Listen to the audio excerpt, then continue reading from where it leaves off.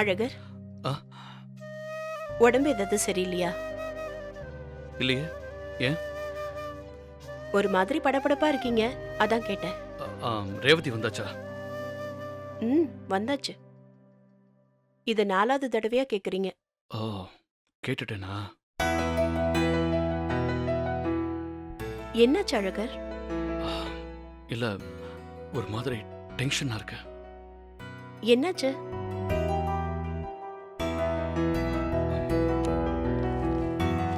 ம், நான் பார்த்தேன். சக்தியோட கவிதை தானே? நீ படிச்சிட்டியா? ம். ஃப்ரெண்டு தான் காட்டினாரு. படிச்சதும் ஒரு மாதிரி ஆகி போச்சு. வரிக்கு வரி என்னென்னமோ எழுதியிருக்கா. கண்ணெல்லாம் அப்படியே கலங்கி போச்சு படிச்சதும். அன்னைக்கே சொன்னேனே ஆண்டாள, இதெல்லாம் சரியா வராதுன்னு. படிச்சு படிச்சு சொன்னேன்.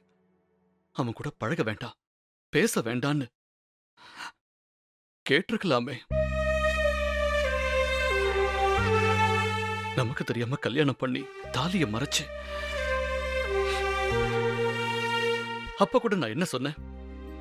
ஏதோ விளையாட்டு தரமா தெரியாம பண்ணிட்ட, கழட்டி போடு, பாத்துக்கலான்னு தானே. அதையாவது கேட்டிருக்கலாம்ல. நமக்கு பிடிக்கலனாலும் பிள்ளைங்க ஒரு சரியான முடிவு எடுத்திருந்தா டென்ஷன் இல்லாம விலகி நிக்கலாம். ஆனா இது சரியா வராதுன்னு தெரிஞ்சோம் எப்படி பேசாம பாத்துக்கிட்டு இருக்கிறது? அதானே வீட்டை விட்டு போக சொன்ன. போக மாட்டான்னு நினைச்ச. ராத்திரி விரட்டுன்னு கிளம்பி போனா பாரு, அப்பவே எல்லாம் முடிஞ்சு போச்சு. விடுங்க அழகர், கஷ்டப்படாதீங்க.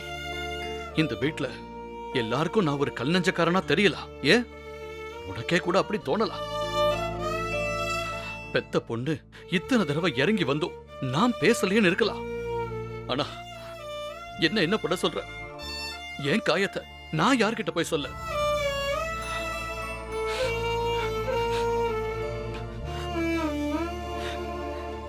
நான் ரேவதி மேல கூட அவ்வளவு ஹோப் வைக்கல. அவ பட்டு பட்டுன்னு பேசுவா, எதையாவது செஞ்சுட்டு வந்து நிப்பா, யோசிக்காம நடந்துக்குவா. ஆனா சக்தி அப்படி இல்ல. நிதானமா இருப்பா, ஒவ்வொன்னும் பார்த்து பார்த்து செய்வா. அதை விட நம்ம கிட்ட கேட்காம டிஸ்கஸ் பண்ணாம ஒரு Dress கூட போட மாட்டா. அப்படிப்பட்டவ டக்குன்னு ஒரே ராத்திரியில நீ எல்லாம் வேண்டாம் போடான்னு தூக்கி போட்டுட்டு வீட்டை விட்டு போனப்ப எனக்கு எப்படி இருந்திருக்கும்?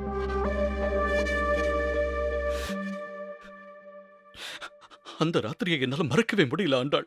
ஒரு நிமிஷத்துல நம்மளையெல்லாம் உதறிட்டு ராத்திரியில அவ வீட்டை விட்டு போகும்போது நான் இன்னும் உயிரோட இருக்கேன். நானு எனக்கே சந்தேகம் வந்துருச்சு.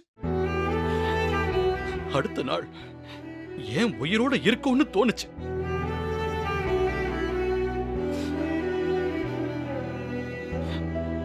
உங்ககிட்ட வீராப்பா பேசுன, நார்மலா இருக்கிற மாதிரி பேசுன. ஆனா அப்படி இருக்க நான் பட்ட கஷ்டம் எனக்கு தான் தெரியும்.